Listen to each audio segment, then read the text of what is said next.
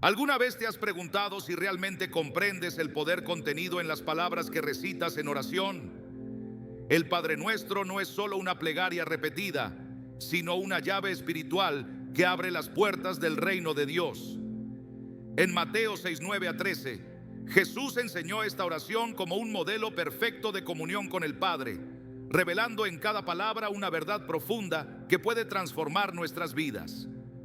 Hoy exploraremos el significado oculto detrás de cada frase y cómo esta oración puede desatar bendiciones inimaginables en tu vida. ¿Estás listo para descubrir la fuerza espiritual que yace en el Padre Nuestro? El Padre Nuestro es una de las oraciones más conocidas en el cristianismo, pero pocas veces nos detenemos a reflexionar sobre su verdadero significado. No es simplemente una repetición mecánica de palabras, sino una revelación profunda de la relación que Dios quiere tener con nosotros. Cuando los discípulos le pidieron a Jesús que les enseñara a orar, Él no les dio una oración común, sino un modelo perfecto que encierra verdades espirituales capaces de transformar la vida de quien la entiende y la aplica. Cada palabra en esta oración es una llave que abre puertas en el mundo espiritual, desatando el poder de Dios en nuestras vidas de maneras que muchas veces pasamos por alto. No es casualidad que Jesús la haya enseñado de esta manera. Cada frase fue cuidadosamente estructurada para guiarnos en una comunión más profunda con el Padre. En Mateo 6:9 a 13, Jesús nos entrega estas palabras con una intención clara. Desde el primer momento, la oración nos invita a dirigirnos a Dios como Padre, lo que cambia radicalmente nuestra percepción de quién es Él y de nuestra relación con Él. En la antigüedad, la idea de un Dios accesible y amoroso era revolucionaria. Las religiones paganas presentaban deidades distantes, caprichosas y difíciles de complacer, pero Jesús nos revela a un Dios que no solo es todopoderoso, sino también cercano, un Padre que escucha, cuida y provee. Este reconocimiento no es menor, porque implica una rendición total a su autoridad, pero también una confianza absoluta en su amor. Cuando Jesús relató la parábola del hijo pródigo en Lucas 15, ilustró esta relación de una manera impactante. El hijo menor tomó su herencia y la desperdició en una vida de desenfreno, pero cuando tocó fondo y decidió volver, su padre lo recibió con los brazos abiertos, corriendo hacia él antes de que pudiera siquiera pronunciar sus palabras de arrepentimiento. Esto es lo que significa llamar a Dios Padre.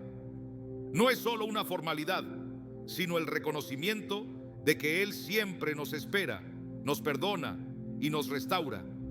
Sin embargo, este título también nos llama a la obediencia, porque si reconocemos a Dios como nuestro Padre, debemos vivir como sus hijos, reflejando su carácter en todo lo que hacemos.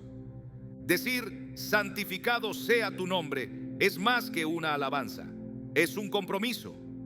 No se trata solo de reconocer la santidad de Dios, sino de vivir de manera que su nombre sea exaltado a través de nosotros.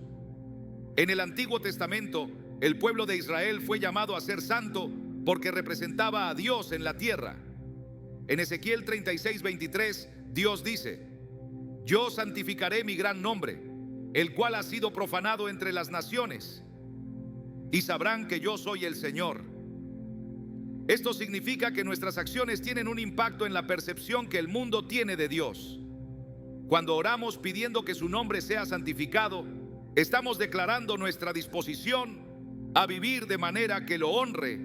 El concepto del reino de Dios es central en la enseñanza de Jesús. Y cuando decimos venga tu reino, estamos alineando nuestra voluntad con la de Dios. No se trata solo de esperar el reino en el futuro, sino de manifestarlo aquí y ahora.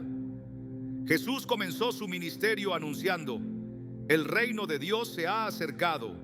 Arrepiéntanse y crean en el Evangelio. Marcos 1:15.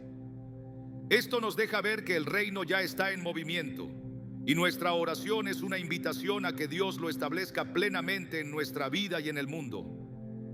En la parábola del trigo y la cizaña, Jesús explica que el reino de los cielos crece en medio de este mundo, aunque no siempre sea evidente. Los hijos de Dios conviven con aquellos que aún no han recibido la luz, pero al final Él separará lo bueno de lo malo. Esta realidad nos recuerda que pedir que el reino de Dios venga es pedir que su justicia y su verdad gobiernen sobre nosotros. No es una oración pasiva, sino una declaración de guerra contra todo lo que se opone a la voluntad divina. Decir hágase tu voluntad en la tierra como en el cielo es uno de los mayores desafíos de esta oración. Jesús mismo oró estas palabras en Getsemaní antes de enfrentar la cruz. En Mateo 26:39 clamó: Padre mío, si es posible, pase de mí esta copa, pero no sea como yo quiero, sino como tú. En ese momento, Jesús nos mostró lo que realmente significa someterse a la voluntad de Dios. No siempre será fácil, pero confiar en su voluntad es la clave para vivir en paz y propósito. El maná en el desierto es un claro ejemplo de esta dependencia de Dios. Cuando el pueblo de Israel salió de Egipto, Dios les proveyó alimento día tras día, enseñándoles que debían confiar en Él y no en sus propias fuerzas. En Éxodo 16:4, Dios les dice que recogerán solo lo necesario para cada día, evitando acumular más de lo debido. Esta es la esencia de el pan nuestro de cada día, dánoslo hoy. No es solo una petición por alimento físico, sino un recordatorio de que nuestra provisión viene de Dios y que debemos depender de Él cada día. Pedir perdón es una de las partes más profundas del Padre Nuestro. Perdónanos nuestras deudas, como también nosotros perdonamos a nuestros deudores. Es una declaración poderosa que nos confronta con nuestra propia necesidad de gracia. Jesús nos advierte en Mateo 6:14-15 que si no perdonamos a los demás, nuestro Padre Celestial tampoco nos perdonará. Esta condición nos muestra que el perdón no es opcional en la vida cristiana. La historia del siervo que no quiso perdonar en Mateo 18 ilustra esta verdad de manera contundente. Un hombre debía una suma inmensa a su señor, pero al suplicar, su deuda fue cancelada. Sin embargo, él salió y encontró a alguien que le debía una cantidad mínima, y en lugar de mostrar misericordia, lo mandó a la cárcel. Cuando el Señor se enteró, lo llamó y le dijo: ¿no debías tú también tener misericordia de tu compañero, así como yo tuve misericordia de ti? Mateo 18:33. Este relato nos recuerda que no podemos recibir el perdón de Dios si no estamos dispuestos a extenderlo a otros. Finalmente, pedir que Dios no nos deje caer en tentación y nos libre del mal es reconocer nuestra fragilidad y la necesidad de su protección.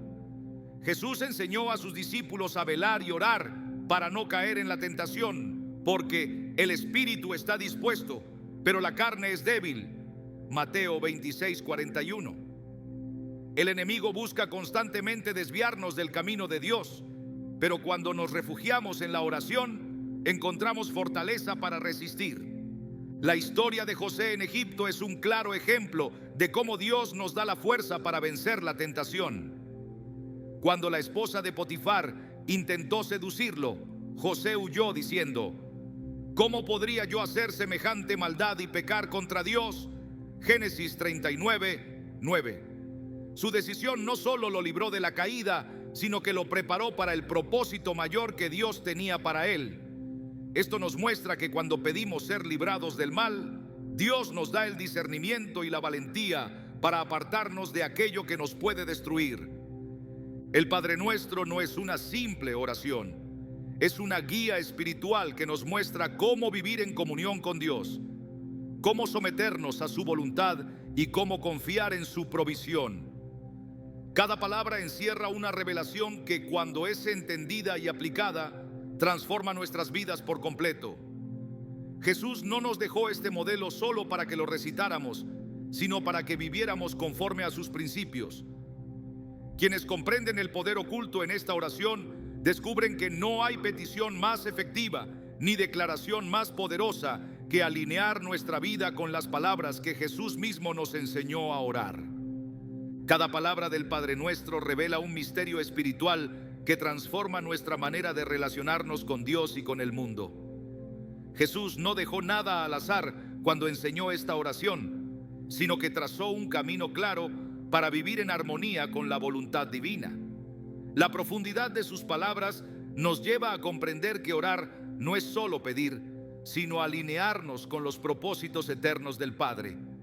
Decir, hágase tu voluntad en la tierra como en el cielo, es una declaración de obediencia total, un acto de rendición que nos aparta de nuestros propios deseos y nos lleva a confiar en la soberanía de Dios. Jesús mismo nos mostró la esencia de estas palabras cuando, en el Getsemaní, enfrentó el momento más difícil de su vida y oró con humildad, entregando su destino en manos del Padre. Esta entrega no es pasiva, sino una acción consciente de someter cada aspecto de nuestra vida al dominio de Dios. La historia de Moisés y el pueblo de Israel es un testimonio claro de cómo el cumplimiento de la voluntad divina trasciende las limitaciones humanas. Cuando Dios lo llamó para liberar a su pueblo de Egipto, Moisés presentó dudas y excusas, pero la respuesta divina fue inquebrantable. Dios no solo le dio la autoridad para desafiar a Faraón, sino que le mostró señales y prodigios para confirmar que su poder no tiene límites. Aún así, el pueblo tardó en comprender que su verdadera libertad no estaba en abandonar Egipto, sino en aprender a depender totalmente de Dios. Cada milagro en el desierto, desde el maná hasta la columna de fuego, fue una manifestación de la voluntad divina, recordándoles que no debían confiar en sus propios caminos, sino en el plan perfecto de Dios. Cuando Jesús nos enseñó a pedir el pan de cada día, estableció una verdad fundamental: la provisión de Dios es constante y suficiente. No se trata solo de alimento material, sino del sustento espiritual que nos fortalece y nos guía. En Deuteronomio 8:3 se nos recuerda que no solo de pan vivirá el hombre, sino de todo lo que sale de la boca del Señor. Esta afirmación revela que la mayor necesidad del ser humano no es física, sino espiritual. El pueblo de Israel tuvo que aprender esta lección en el desierto, donde Dios les daba el maná diariamente, sin permitir que lo almacenaran para el día siguiente. Esta dependencia absoluta enseñaba que la confianza en Dios debía renovarse cada día, sin aferrarse al temor del mañana. Jesús confirmó esta verdad cuando, después de alimentar a una multitud con solo 5 panes y 2 peces, declaró: yo soy el pan de vida, el que a mí viene nunca tendrá hambre. Juan 6:35. Sus palabras señalaron que la verdadera satisfacción no proviene de la abundancia material, sino de la comunión con Él. La provisión divina no solo suple las necesidades del cuerpo, sino que llena el alma de una paz que el mundo no puede ofrecer. Esta verdad nos lleva a entender que cada oración debe ir acompañada de fe, confiando en que Dios ya tiene preparado lo que necesitamos. El Padre Nuestro también nos confronta con una de las realidades más difíciles de la vida cristiana: el perdón. La petición, perdónanos nuestras deudas, como también nosotros perdonamos a nuestros deudores, establece un principio espiritual inquebrantable. Dios extiende su misericordia sin límites, pero espera que quienes la reciben la reflejen en su trato con los demás. En la parábola del siervo despiadado, Jesús ilustró esta verdad de manera contundente. Un hombre que debía una cantidad impagable recibió el perdón de su deuda, pero cuando se encontró con alguien que le debía una suma insignificante, se negó a mostrarle la misma misericordia. Al enterarse, su señor lo llamó y le dijo: siervo malvado, te perdoné toda aquella deuda porque me lo suplicaste. ¿No debías tú también tener misericordia de tu compañero, como yo tuve misericordia de ti? Mateo 18, 32, 33. Esta advertencia deja en claro que el perdón no es una opción, sino un mandato divino. Jesús enfatizó esta verdad al decir: si no perdonan a los demás sus ofensas, tampoco su Padre les perdonará a ustedes. Mateo 6:15. Estas palabras nos revelan que el perdón no es solo un acto de obediencia, sino una condición para recibir la gracia de Dios. No se trata de olvidar las ofensas, sino de renunciar al derecho de aferrarse al rencor. La historia de José en Egipto es un testimonio vivo de esta verdad. Después de ser vendido por sus propios hermanos y sufrir años de injusticia, tuvo la oportunidad de vengarse, pero eligió la reconciliación. Sus palabras fueron claras: vosotros pensasteis hacerme mal, pero Dios lo encaminó a bien. Génesis 50:20. Cuando Jesús enseñó a orar pidiendo ser librados de la tentación, nos mostró que la lucha espiritual es real y constante. En el huerto de Getsemaní advirtió a sus discípulos: velad y orad para que no entréis en tentación. El espíritu a la verdad está dispuesto, pero la carne es débil. Mateo 26:41. Esta exhortación demuestra que la tentación no es solo una posibilidad, sino una certeza en la vida de todo creyente. El enemigo busca desviar a los hijos de Dios, pero la oración es el escudo que nos protege de sus ataques. La Biblia nos muestra que la tentación no es pecado, sino el punto en el que se decide si se obedecerá a Dios o se cederá al engaño. Jesús mismo fue tentado en el desierto después de ayunar 40 días. El enemigo intentó hacerlo caer utilizando las escrituras fuera de contexto, pero Jesús respondió con la verdad de Dios. Su victoria nos enseña que la única manera de resistir la tentación es conocer y aplicar la palabra con firmeza. En Efesios 6:17 se nos dice que la espada del Espíritu es la palabra de Dios, lo que significa que la Escritura es nuestra mayor defensa contra los ataques del enemigo. Pedir a Dios que nos libre del mal es reconocer que la batalla espiritual no puede ser ganada con fuerzas humanas.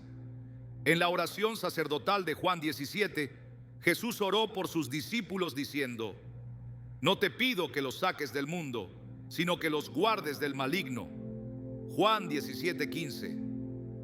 Esta petición refleja la realidad de que vivimos en un mundo caído, pero contamos con la protección de Dios. En el libro de Job se nos muestra que Satanás no puede tocar la vida de un creyente sin el permiso de Dios. Aunque Job enfrentó pruebas difíciles, su fe permaneció firme porque sabía que su vida estaba en manos del Señor. La oración del Padre Nuestro concluye con una afirmación de la soberanía de Dios. Tuyo es el reino, el poder y la gloria por los siglos de los siglos.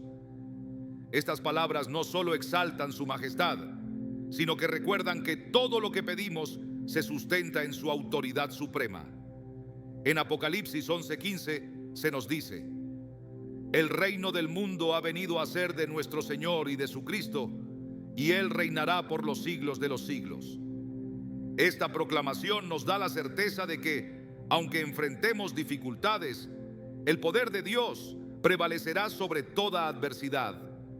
El Padre Nuestro no es solo una oración para ser repetida, sino una revelación profunda de la relación entre Dios y su pueblo. Cada palabra contiene principios espirituales que nos guían en la fe, nos enseñan a depender del Padre y nos preparan para vivir en obediencia. Jesús nos dio este modelo no solo para orar, sino para transformar nuestra manera de vivir. Quienes comprenden su significado descubren que no hay nada más poderoso que alinear cada aspecto de su vida con las palabras que el mismo Hijo de Dios nos enseñó a dirigir al Padre. El Padre Nuestro encierra una profundidad espiritual que va más allá de las palabras recitadas. Cada frase revela principios que no solo moldean la relación con Dios, sino que transforman la manera de vivir. La enseñanza de Jesús sobre la oración no fue una instrucción vacía, sino un modelo divino que guía el corazón hacia la voluntad del Padre. Desde la primera palabra, establece el fundamento de una relación basada en la confianza y la dependencia total. No es un Dios distante, sino un Padre que escucha y cuida. Esta verdad se revela a lo largo de las Escrituras, cuando Dios se presenta no solo como el creador del universo, sino como aquel que sostiene y acompaña a su pueblo. A lo largo de la historia de Israel, la paternidad de Dios se manifestó de múltiples maneras. En Deuteronomio 1:31 se recuerda cómo el Señor cuidó a su pueblo como un padre lleva a su hijo durante el camino en el desierto. Esta imagen de protección y provisión se repite una y otra vez, mostrando que Dios no es un juez implacable que observa desde lejos, sino un padre amoroso que guía con paciencia. Esta relación se profundiza con la venida de Cristo, quien llama a Dios Abba, Padre, una expresión de intimidad que reveló a los discípulos una dimensión nueva del carácter divino. La invitación a dirigirse a Él con esta confianza no es solo un privilegio, sino una llamada a vivir de acuerdo con su voluntad. Cuando se dice santificado sea tu nombre, se reconoce la santidad de Dios y se proclama el deseo de que su gloria sea exaltada en la tierra. En Éxodo 3:14, cuando Moisés pregunta por su nombre, la respuesta es clara: yo soy el que soy. No es un nombre común, sino la revelación de su existencia eterna y perfecta. Santificar su nombre no es solo adorarlo, sino vivir de manera que refleje su carácter. En Levítico 22:32, Dios ordena: no profanéis mi santo nombre, para que yo sea santificado en medio de los hijos de Israel. La vida de cada creyente debe ser un testimonio que glorifique su nombre, mostrando su justicia, su amor y su verdad. El deseo de que venga su reino es una afirmación del propósito divino en la historia de la humanidad. Desde los profetas hasta los evangelios, el reino de Dios ha sido anunciado como la manifestación de su soberanía sobre toda la creación. Daniel 2:44 declara que Dios establecerá un reino que jamás será destruido, y Jesús, al iniciar su ministerio, proclama: el reino de Dios se ha acercado, arrepentíos y creed en el evangelio. Marcos 1:15. La oración por la venida de su reino es un clamor por el cumplimiento de esta promesa, por la justicia que restaurará todas las cosas y por la manifestación plena de su poder. Pedir que su voluntad se haga en la tierra como en el cielo es un acto de rendición total. En el huerto de Getsemaní, Jesús oró con la misma entrega: Padre mío, si es posible, pase de mí esta copa, pero no sea como yo quiero, sino como tú.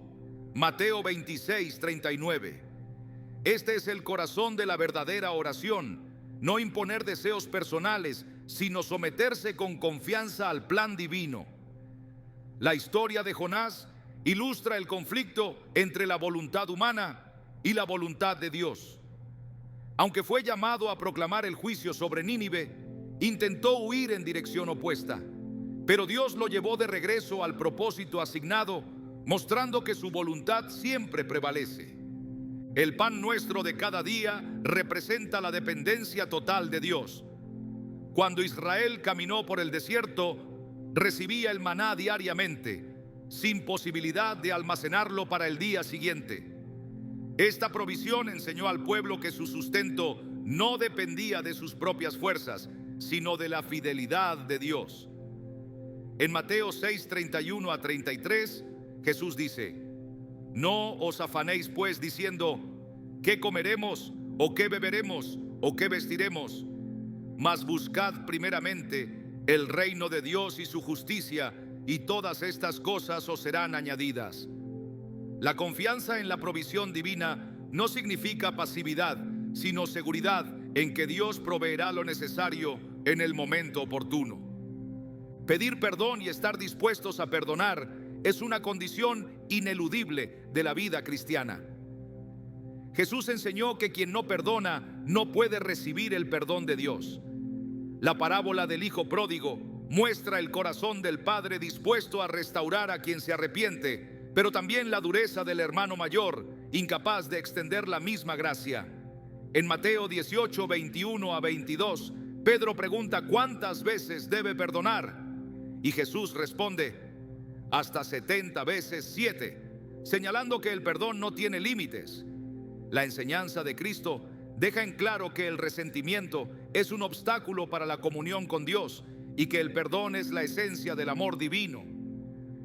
Ser librados de la tentación es una necesidad constante. Jesús mismo fue tentado en el desierto y en cada ocasión respondió con la palabra de Dios. En Efesios 6:11 se nos exhorta a vestíos de toda la armadura de Dios para que podáis estar firmes contra las acechanzas del diablo. La tentación no es solo una prueba, sino un intento del enemigo de desviar del propósito divino. En Génesis 4:7, Dios advierte a Caín: el pecado está a la puerta. Con todo esto, a ti será su deseo, y tú te enseñorearás de él. Esta verdad nos recuerda que, aunque la tentación es real, Dios nos da la fuerza para resistirla. Pedir ser librados del mal es reconocer la realidad de la lucha espiritual.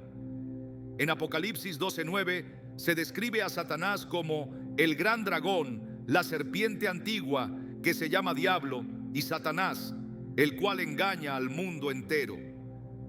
La obra del enemigo busca destruir, pero la victoria pertenece a Dios. En 2 Tesalonicenses 3:3 se nos asegura: fiel es el Señor, que os afirmará y guardará del mal. La oración es el arma más poderosa contra las fuerzas espirituales que buscan apartar del camino de Dios. El cierre del Padre Nuestro declara que el reino, el poder y la gloria pertenecen a Dios por los siglos de los siglos.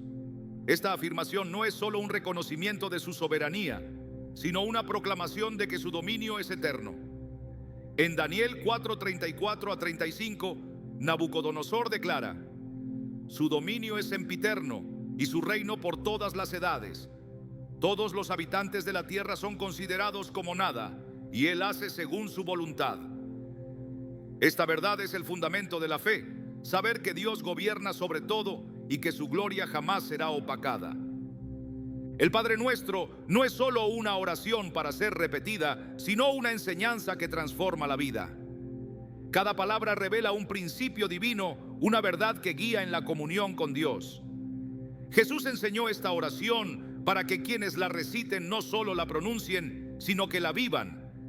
Su poder radica en su significado, en la profundidad de su mensaje y en la manera en que moldea la relación con el Padre.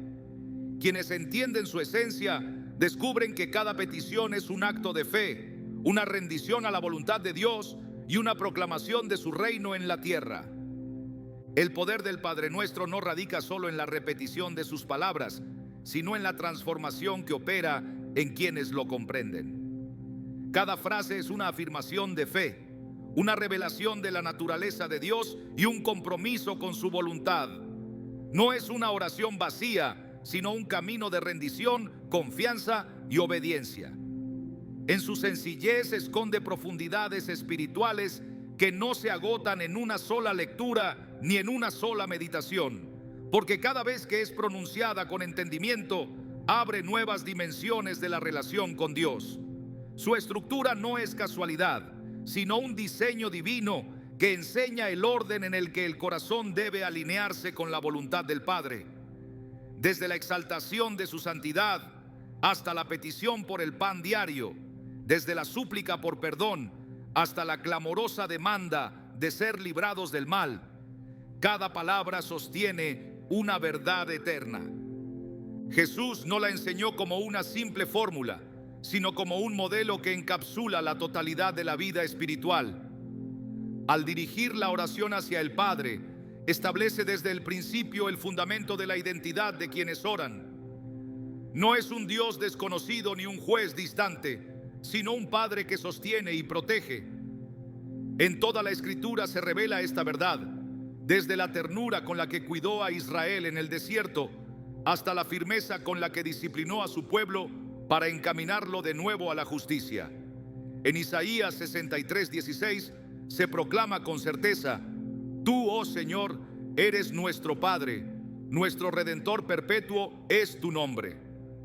Esta relación es la base de toda confianza, porque saber que Dios es Padre es entender que su voluntad siempre es buena, que sus caminos siempre conducen al propósito y que su amor no está condicionado a las circunstancias.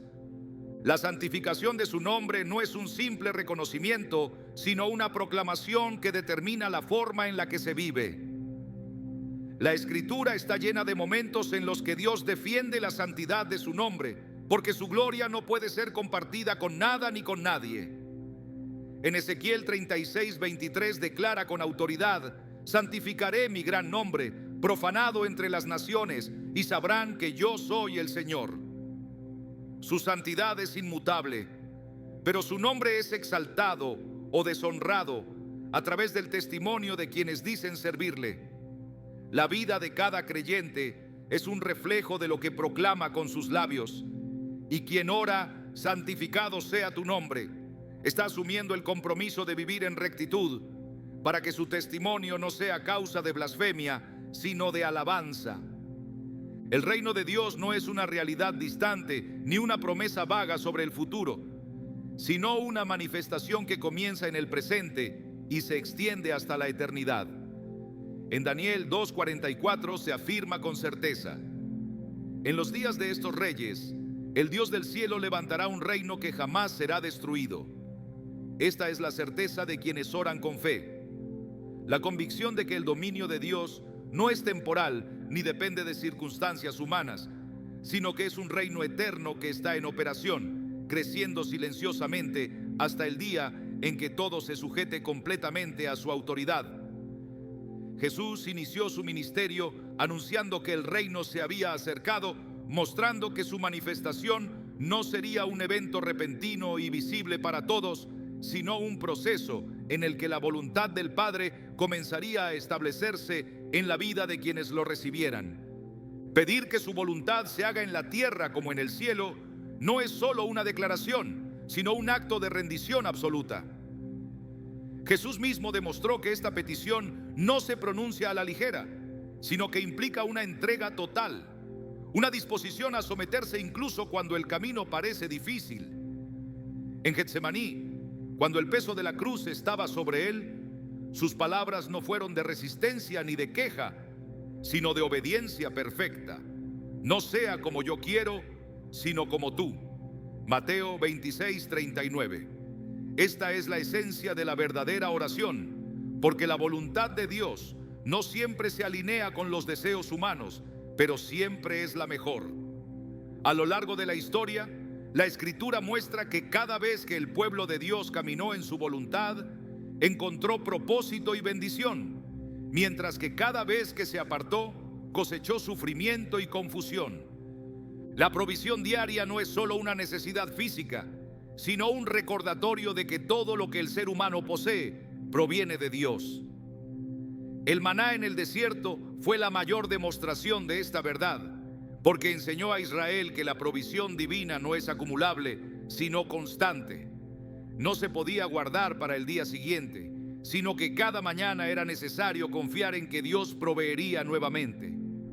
Jesús reafirmó esta enseñanza cuando dijo: no os afanéis, vuestro Padre Celestial sabe que tenéis necesidad de todas estas cosas. Mateo 6:31, 32. La ansiedad por el mañana desaparece cuando se comprende que la provisión no depende de la capacidad personal, sino de la fidelidad de Dios. El perdón no es solo una gracia recibida, sino una responsabilidad que transforma la vida. La Escritura es clara en que el perdón de Dios está ligado a la disposición de perdonar a otros. No es una opción ni un consejo, sino una condición espiritual que determina la comunión con el Padre. En Colosenses 3:13 se ordena: soportaos unos a otros y perdonaos unos a otros si alguno tiene queja contra otro. De la manera que Cristo os perdonó, así también hacedlo vosotros. Esta verdad no deja margen para excepciones ni para rencores retenidos en el corazón. El perdón no es una emoción ni una cuestión de voluntad propia, sino una decisión que refleja el carácter de Dios en quienes han sido alcanzados por su misericordia. La tentación es una realidad ineludible, pero la oración es la fortaleza que sostiene a quienes buscan permanecer firmes. La advertencia de Jesús en Getsemaní no fue casualidad, porque sabía que la debilidad humana necesita la oración para no ceder ante las pruebas. En Santiago 1:12 se promete: bienaventurado el varón que soporta la tentación, porque cuando haya resistido la prueba, recibirá la corona de vida. La resistencia a la tentación no es producto de la fuerza humana, sino de la dependencia en Dios. La Escritura muestra que quienes se apoyaron en su fortaleza vencieron, mientras que quienes confiaron en sí mismos cayeron. Ser librados del mal es una súplica que reconoce la realidad del conflicto espiritual. La lucha no es contra carne ni sangre, sino contra principados y potestades que buscan apartar a los hijos de Dios del camino de la verdad. En 2 Tesalonicenses 3:3 se declara con seguridad: fiel es el Señor que os afirmará y guardará del mal.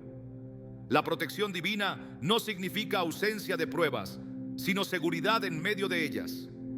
La historia de Job es la mayor evidencia de que Dios permite pruebas, pero nunca abandona a quienes confían en Él.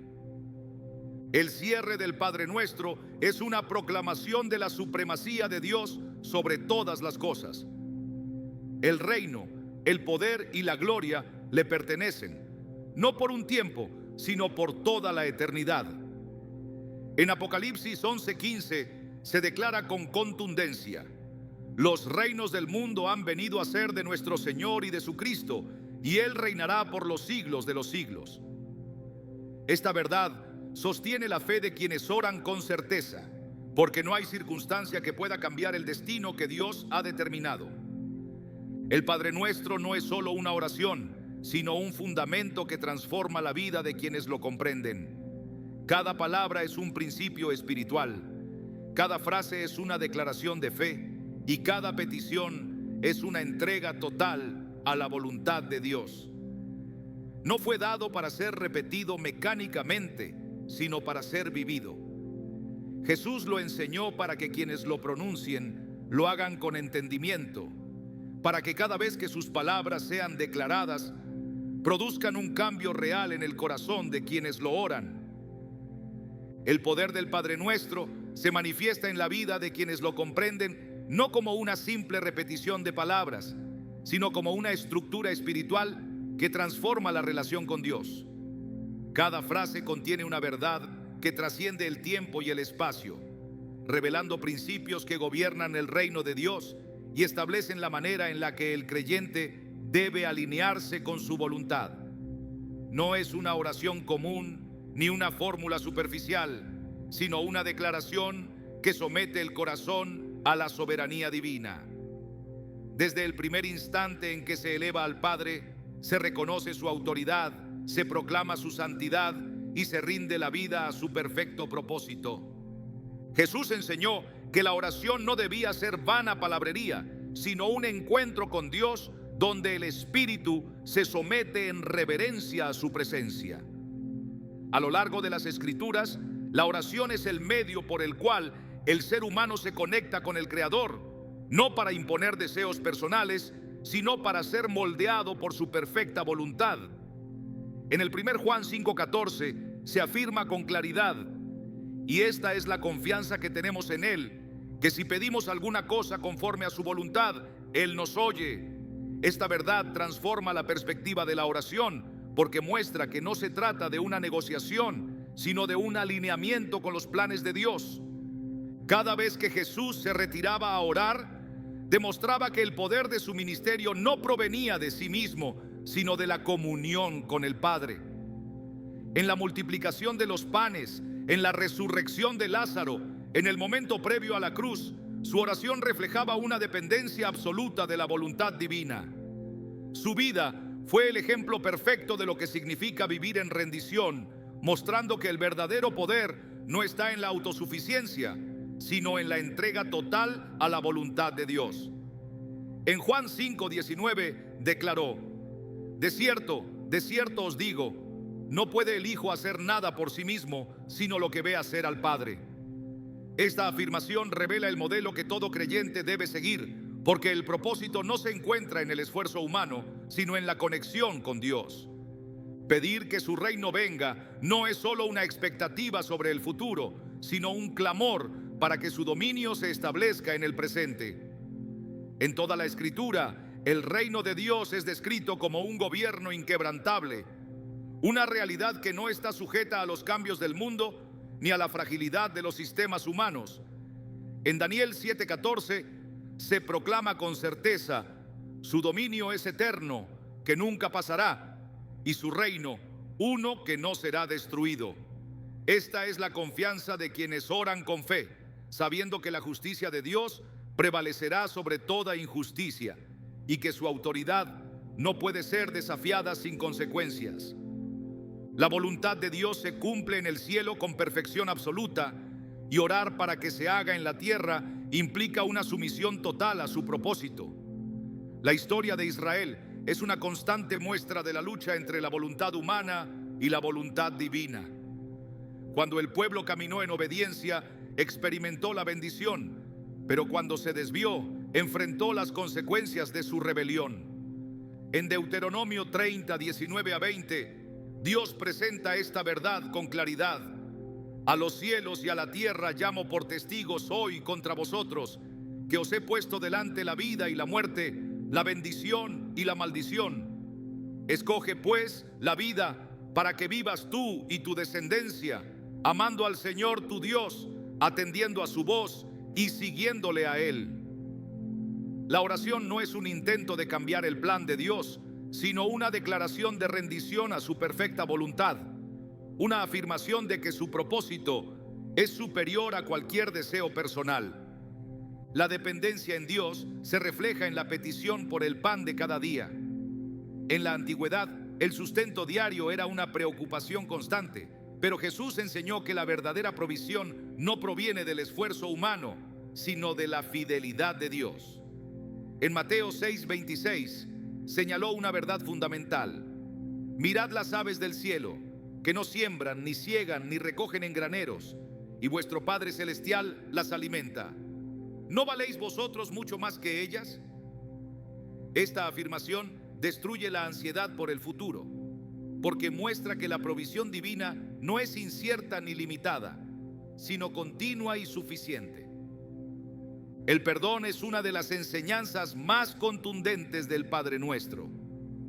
La condición de que Dios perdone depende de la disposición de perdonar a otros, lo que demuestra que la gracia recibida no puede ser retenida egoístamente. En Efesios 4:32 se ordena con claridad: antes sed benignos unos con otros, misericordiosos, perdonándoos unos a otros, como Dios también os perdonó a vosotros en Cristo. La falta de perdón no solo afecta las relaciones humanas, sino que interrumpe la comunión con Dios. La oración que no está respaldada por un corazón limpio pierde su efectividad, porque Dios no puede ser burlado ni manipulado por palabras vacías. La tentación es un desafío constante en la vida espiritual, pero la oración es la defensa contra el engaño del enemigo. Jesús enseñó a sus discípulos que la única manera de mantenerse firmes era velar y orar, porque el espíritu está dispuesto, pero la carne es débil. En 1 Corintios 10:13 se revela una promesa poderosa: no os ha sobrevenido ninguna tentación que no sea humana, pero fiel es Dios, que no os dejará ser tentados más de lo que podéis resistir, sino que dará también juntamente con la tentación la salida para que podáis soportar. Esta verdad da la certeza de que ninguna prueba es imposible de vencer cuando se permanece en la presencia de Dios. Pedir ser librados del mal es reconocer la realidad del conflicto espiritual. La Biblia describe al adversario como un león rugiente que busca a quien devorar, pero también afirma que quienes están bajo la protección de Dios no pueden ser destruidos. En 2 Samuel 22:31 se declara con seguridad: en cuanto a Dios, perfecto es su camino, y acrisolada la palabra del Señor. Escudo es a todos los que en Él esperan. La protección divina no significa ausencia de adversidad, sino seguridad en medio de ella. La certeza de que Dios pelea por los suyos y que ninguna arma forjada contra ellos prosperará. La proclamación final del Padre Nuestro exalta la gloria, el poder y el dominio de Dios. En Apocalipsis 19:6 se escucha un clamor que resuena por toda la eternidad: aleluya, porque el Señor nuestro Dios Todopoderoso reina. Esta afirmación es la certeza que sostiene la fe, porque no hay fuerza en el universo que pueda resistir su autoridad, ni circunstancia que pueda alterar sus planes. Quienes oran con esta convicción no viven en temor, sino en la seguridad de que Dios es soberano sobre todas las cosas. El Padre Nuestro no es solo una oración, sino una declaración de fe que transforma la vida de quienes la pronuncian con entendimiento. Cada palabra encierra un principio espiritual que moldea el carácter, fortalece la fe y establece una relación profunda con Dios. No es una repetición vacía, ni una práctica religiosa sin sentido, sino un modelo de comunión diseñado por Jesús mismo para enseñar cómo acercarse al Padre con un corazón rendido. La verdadera oración no está en la elocuencia ni en la cantidad de palabras, sino en la actitud del Espíritu, en la disposición de someterse a la voluntad de Dios y vivir conforme a sus principios. Quienes comprenden el significado del Padre Nuestro descubren que no hay oración más poderosa que aquella que se alinea con el propósito de Dios. No se trata de una serie de peticiones separadas, sino de un todo interconectado que guía el alma en la adoración, la dependencia y la obediencia. Desde la proclamación de su santidad hasta la súplica por protección, cada palabra es una invitación a vivir en la plenitud de su presencia, confiando en que su reino es eterno, su voluntad es perfecta y su fidelidad no tiene fin. El poder del Padre Nuestro se despliega en la profundidad de sus palabras, en la conexión que establece entre el alma y la voluntad divina, en la entrega absoluta a un Dios que gobierna con justicia y amor. No es una oración cualquiera, sino un diseño celestial que Jesús entregó para que quienes la pronuncien no solo hablen con Dios, sino que vivan bajo su gobierno. Cada frase es una afirmación de su autoridad, un clamor por su presencia, una invitación a confiar sin reservas en su provisión, en su perdón y en su protección. No hay en ella una sola palabra que no haya sido cuidadosamente colocada para guiar el corazón a la rendición absoluta, a la comunión perfecta con el Padre que conoce todas las cosas antes de que sean expresadas. El inicio de esta oración establece la identidad del creyente. Decir Padre Nuestro no es una fórmula vacía, sino la afirmación de un vínculo inquebrantable que transforma la manera en la que se percibe a Dios. En la revelación bíblica, el concepto de Dios como Padre es una verdad que atraviesa la historia, desde la manera en que guió a Israel en el desierto hasta la forma en la que envió a su Hijo para traer reconciliación. En Malaquías 2:10 se plantea la pregunta: ¿no tenemos todos un mismo Padre? ¿No nos ha creado un mismo Dios? Esta verdad redefine la relación del ser humano con su Creador, porque no se trata de un juez distante ni de un amo impasible, sino de un Padre que cuida, que corrige y que sustenta.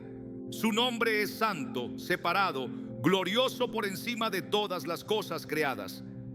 La Escritura es clara al mostrar que Dios no comparte su gloria, que su santidad es absoluta y que todo lo que existe debe rendirse ante su majestad.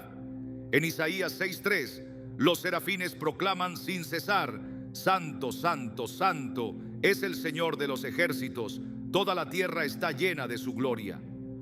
Orar para que su nombre sea santificado no es un simple acto de adoración, sino un compromiso de vivir de manera que su gloria sea manifestada.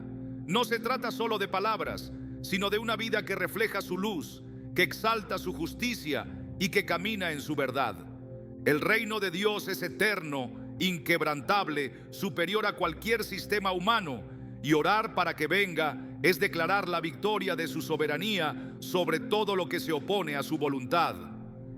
Jesús enseñó que el reino ya estaba en medio de quienes creían en él, que su manifestación no era un acontecimiento lejano, sino una realidad que se despliega en la obediencia, en la fe y en la comunión con Dios. En Lucas 17, 20, 21 declaró: el reino de Dios no vendrá con advertencia ni dirán, helo aquí o helo allí, Porque he aquí el reino de Dios está entre vosotros. Su gobierno no es pasajero ni depende de circunstancias terrenales, sino que es la expresión de su voluntad, que se cumple sin interrupción, trayendo justicia y verdad sobre la creación. Someterse a la voluntad de Dios es la mayor expresión de confianza, porque es reconocer que sus caminos son más altos que los caminos humanos, que su propósito es perfecto, aun cuando no pueda ser comprendido en su totalidad. Jesús mismo demostró esta rendición en la hora más oscura, cuando en el Getsemaní se postró ante el Padre y declaró que no fuera su voluntad, sino la del Padre, la que se cumpliera. En Hebreos 5, 8 a 9 se revela el propósito detrás de esta entrega. Y aunque era hijo, por lo que padeció aprendió la obediencia, y habiendo sido perfeccionado, vino a ser autor de eterna salvación para todos los que le obedecen. La verdadera oración no busca alinear la voluntad de Dios con los deseos humanos, sino transformar el corazón para que desee lo que el Padre ha determinado desde la eternidad. La dependencia de Dios se refleja en la petición por el pan de cada día. El sustento no es un derecho adquirido, sino un regalo que proviene de la fidelidad de Dios. La historia del maná en el desierto es la mayor evidencia de esta verdad, porque el pueblo de Israel no recibió provisión acumulada, sino la porción exacta para cada jornada. En Éxodo 16:4, el Señor ordenó: yo haré llover pan del cielo, y el pueblo saldrá y recogerá diariamente la porción de un día. Esta enseñanza se mantiene a lo largo de la revelación bíblica, mostrando que el afán por el futuro es innecesario cuando se confía en aquel que sostiene todas las cosas en su mano. El perdón es la manifestación más poderosa de la gracia de Dios, pero también es la mayor prueba de la transformación en el corazón del creyente. Jesús fue claro al advertir que quien no perdona no puede recibir perdón, porque la gracia no es un tesoro que se retiene, sino un río que fluye. En Mateo 6, 14 a 15 afirmó con contundencia: porque si perdonáis a los hombres sus ofensas, os perdonará también a vosotros vuestro Padre Celestial. Mas si no perdonáis a los hombres sus ofensas, tampoco vuestro Padre os perdonará vuestras ofensas. No hay en esta declaración lugar para excusas ni para justificaciones, porque el perdón es el reflejo del carácter divino en aquellos que han sido redimidos. La tentación es un enemigo constante, una realidad que se presenta de múltiples maneras para desviar del propósito de Dios. La oración es la defensa contra los ataques del enemigo, la fortaleza que sostiene en el momento de la prueba. En Efesios 6:13 se da la instrucción clara: tomad toda la armadura de Dios para que podáis resistir en el día malo y, habiendo acabado todo, estar firmes. No hay lucha que pueda ser vencida con fuerzas humanas, sino con la autoridad que proviene de la comunión con Dios. Pedir ser librados del mal es reconocer que la batalla espiritual es real, que no se lucha contra carne y sangre, sino contra potestades que buscan apartar del camino de la verdad. En 2 Timoteo 4:18 se declara con certeza: y el Señor me librará de toda obra mala y me preservará para su reino celestial. Esta oración no es una súplica de temor, sino una proclamación de victoria, porque quienes confían en Dios saben que ninguna estrategia del adversario puede prevalecer contra los que permanecen firmes en su presencia. El cierre del Padre Nuestro exalta el dominio absoluto de Dios sobre todas las cosas. La certeza de que su reino es eterno, de que su poder no tiene límites y de que su gloria jamás será opacada. En Apocalipsis 5:13 se escucha la adoración que resuena en la eternidad. Al que está sentado en el trono y al Cordero sea la alabanza, la honra, la gloria y el poder por los siglos de los siglos. No hay circunstancia que pueda cambiar esta verdad, porque Dios reina con autoridad inquebrantable. El Padre Nuestro no es una oración más, sino la enseñanza suprema de cómo acercarse a Dios con un corazón rendido. no es una repetición vacía ni una fórmula mecánica, sino un modelo que transforma la vida de quienes lo comprenden y lo viven. Cada palabra es un principio eterno, cada frase es una afirmación de fe, cada petición es una rendición a la voluntad de Dios. Jesús no la entregó para ser recitada sin entendimiento, sino para que cada vez que sus palabras sean pronunciadas, produzcan un cambio en la manera de vivir, en la manera de confiar y en la manera de caminar en la presencia del Padre. El Padre Nuestro no es solo una oración, sino un umbral hacia la profundidad del Espíritu, una llave que abre la dimensión del reino, una declaración que no solo se dice, sino que se vive. No fue entregado como una fórmula vacía, sino como un código espiritual que, cuando es entendido en su plenitud, transforma la realidad de quien lo pronuncia.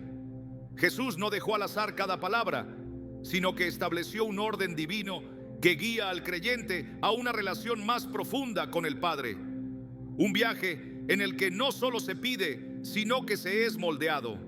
Cada frase es una revelación, un eco de la eternidad, resonando en la voz de aquellos que se atreven a orar con fe y a rendirse completamente a la voluntad de Dios. Las palabras de Jesús no fueron diseñadas para repetirse sin entendimiento, sino para desatar el poder de Dios en la vida de quienes las comprenden. No es una oración de dependencia pasiva, sino un acto de guerra espiritual, una proclamación de soberanía divina sobre toda circunstancia, un alineamiento con la voluntad suprema que rige los cielos y la tierra. En su aparente sencillez, encierra los misterios más profundos del reino, porque no se trata de lo que el ser humano necesita, sino de lo que Dios desea hacer a través de aquellos que están dispuestos a convertirse en vasos de su gloria. El verdadero poder del Padre Nuestro se revela cuando deja de ser un rezo y se convierte en una experiencia. No es un conjunto de palabras para ser repetidas mecánicamente, sino una estructura que reconfigura el corazón, que altera la percepción de la realidad, que sumerge al espíritu en la conciencia de que Dios está presente, de que su reino está en movimiento, de que su voluntad se está cumpliendo. Cada vez que es pronunciado con revelación, el mundo espiritual se sacude, porque no es el eco de una voz humana, sino la activación de un principio eterno que Dios mismo estableció. No es casualidad que Jesús haya enseñado esta oración en el momento en que sus discípulos le pidieron que les enseñara a orar. No les dio un modelo elaborado ni un discurso extenso sobre cómo comunicarse con Dios, sino una oración que parecía simple, pero que contenía todo lo necesario para una vida de poder. En un solo acto, les entregó la llave del reino, les mostró el camino a la intimidad con el Padre y les enseñó que la verdadera oración no se trata de pedir, sino de alinear el alma con la voluntad divina. Quienes han comprendido el poder oculto en esta oración saben que no se trata de una repetición sin sentido, sino de un pacto, una declaración de rendición, una entrega que cambia el destino de quienes la abrazan. No es una serie de peticiones dispersas, sino una estructura divina que revela el orden del reino. Comienza con la exaltación del Padre, porque la oración verdadera no nace de la necesidad, sino de la adoración. Continúa con la declaración de su reino, porque no se trata de los planes humanos, sino del establecimiento de su dominio sobre la tierra. Luego, se avanza hacia la dependencia total, la entrega del sustento diario, el reconocimiento de que todo proviene de Él. Y en el corazón de la oración se encuentra la llave del perdón, el puente que une la gracia con la justicia, el punto en el que el espíritu es liberado de toda carga y se transforma en un reflejo de la misericordia divina. El Padre Nuestro es más que una oración, es un mapa espiritual que guía al creyente a una vida en la que la presencia de Dios se hace tangible.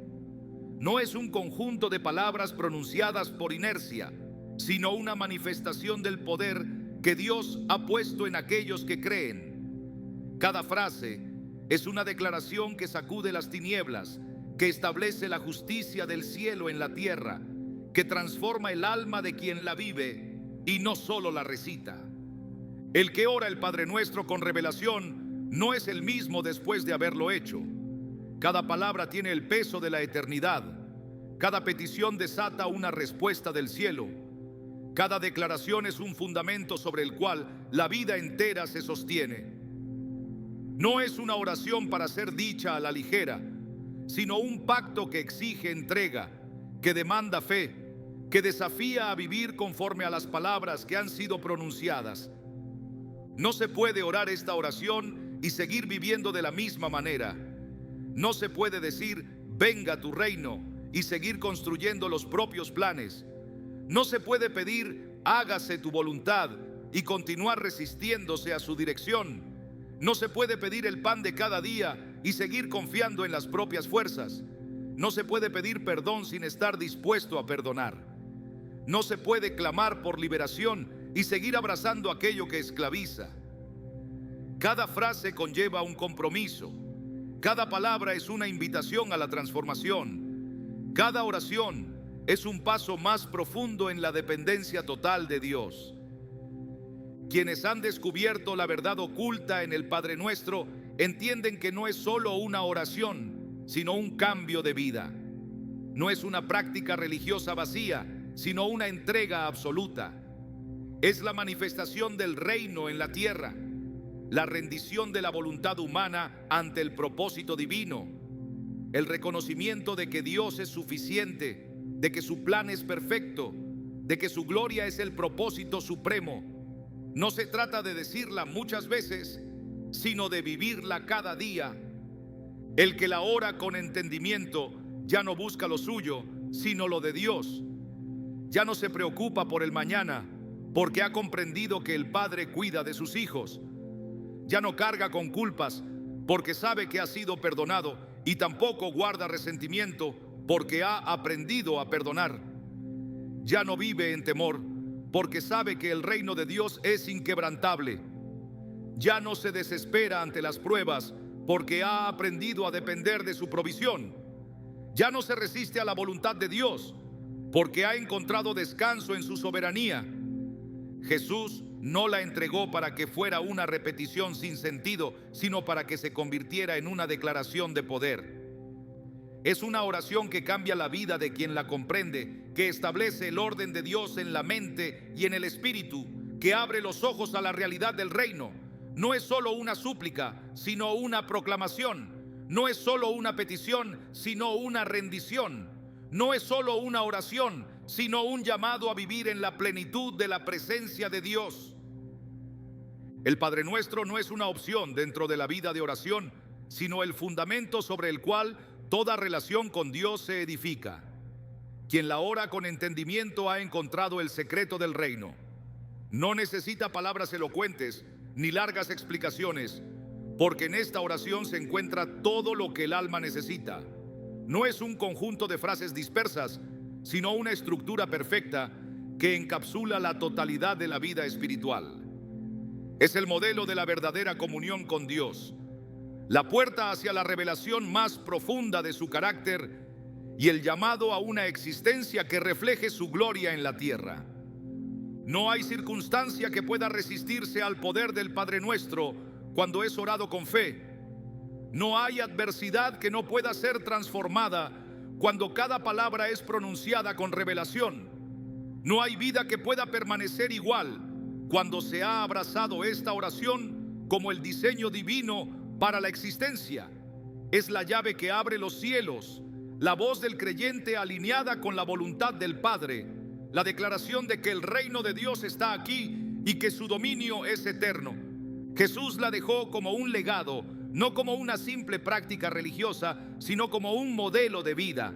Es el principio y el fin de toda oración, el resumen de toda la Escritura, la esencia misma de lo que significa caminar en comunión con Dios. Quien la comprende encuentra en ella la respuesta a todas sus preguntas, la dirección para cada paso, la paz que sobrepasa todo entendimiento.